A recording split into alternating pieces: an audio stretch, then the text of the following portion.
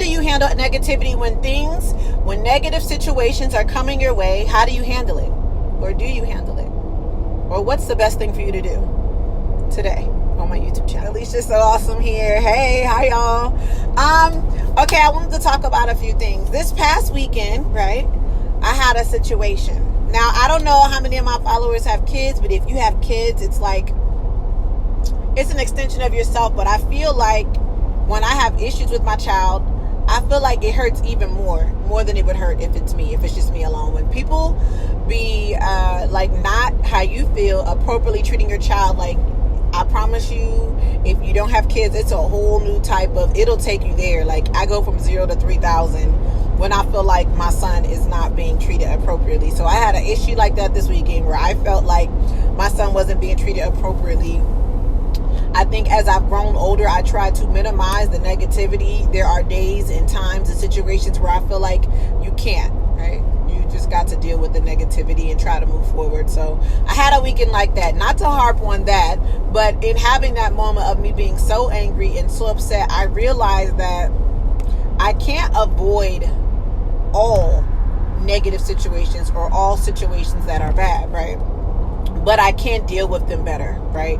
So my new goal for me when it comes to things, not a lot of things make me angry, but when it comes to my child, I'm livid, and I'm all right with that at the time. At the time when things are going, or when situations are bad for me, at that time, in that moment, I'm okay with the consequence, right? It's when things are over when I realize that I probably could have handled it better, or not take things so personally. I'm not for sure if I spoke to you guys about that in the past. So yes, I realized this weekend I had a situation with my son. Somebody I felt like wasn't treating him appropriately. I voiced how I felt, of course, and then I voiced how I felt again, and then things did improve. Changes were made. Initially, I was angry, and I realized that I have to take a spin off as far as not being so, I can be mad, but I ain't gotta be angry. I ain't gotta be angry to the point where I feel like I'm losing control. So this week, I'm actually taking the time to meditate and to channel different areas of myself to feel like, how can I deal with that in the midst of that? Because in any situation when it comes to my son, I'm 100% concerned, and I'm already on go. I'm already ready to handle any situation I feel that comes his way, me being his mother. But what I will say is, when things are not on the up and up, and when things are not positive and they come his way, I feel like I'm angry and I can't control how angry I am. And I feel like at that moment, my actions are probably unpredictable. So my goal this week in meditation was to work on how to control my anger. I'm never going to say that I can't be angry. I can be angry, but my actions at that point in time, I've got to have like a trigger set. Okay, now we're beyond angry. I feel like I want to do something that I probably shouldn't do. What can we do to minimize that feeling? What can we do to minimize that negativity at this point in time, right here in the moment? Because a lot of times we don't realize till after things are finished that we could have done something better. For me, I'm trying to, at that point in time, interject an action plan so I don't have to get so angry and be so mad. And I realized that is something that I need to work on this weekend. I probably haven't been that mad in so long that I didn't even realize that it's something that I need to work on until this weekend. I did not like feeling that angry. I did not like being that upset. That is the first thing that I wanted to talk to you guys about today. The second thing is, I just had a conversation with an old friend, right? Known him a long time. And he brought up a person that I no longer associate with. And it made me so mad. I just hopped in my car and I was like, why is your energy off? What's bothering you? And I realized that the whole conversation I had with him bothered me.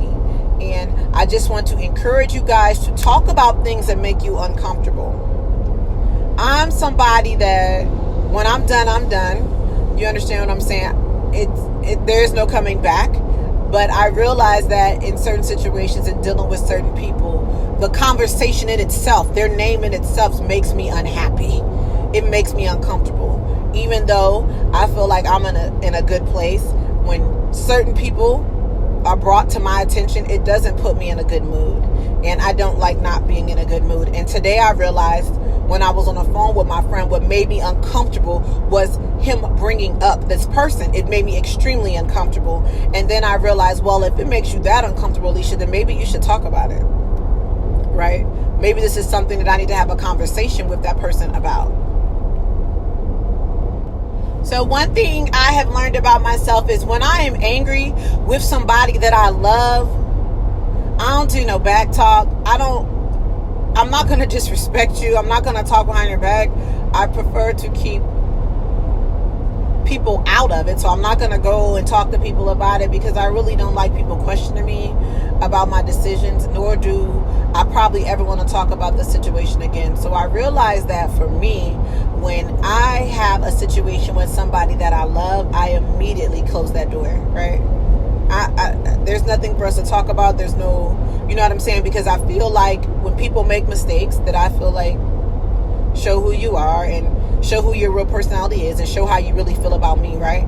I don't feel like there's anything to say after that. The next conversation is going to be what? You explaining why and you explaining your actions, all of which don't help me feel better and don't make me feel any more comfortable. So when I feel disrespected, when I am over a situation or over a person, that's it. Like, right? Like, we're not having a conversation of today. That's it. That's all.